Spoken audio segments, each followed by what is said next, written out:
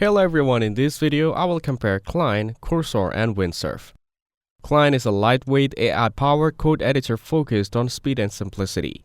It supports real-time suggestions, basic AI coding generation and fast loading, making it great for quick edits or smaller projects. However, it might lack deeper integrations and advanced AI workflows found in more developed tools. Cursor is a popular AI-first code editor built on VS Code. It features powerful AI coding assistance, real-time pair programming with models like GPT-4, context-aware code suggestions, and inline explanations. It's great for both beginners and professionals who want help writing or understanding code faster. Windsurf is a newer AI coding tool that emphasizes automation and intelligent code navigation.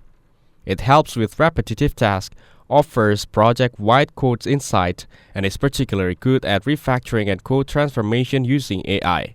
It's designed to boost productivity in larger or more complex projects. In short, Cline is great for fast and simple AI editing. Cursor is ideal for full AI coding support in a familiar VS Code environment. Windsurf is best for advanced automation and large-scale project work. Thanks for watching. Don't forget to like and subscribe for more videos like this.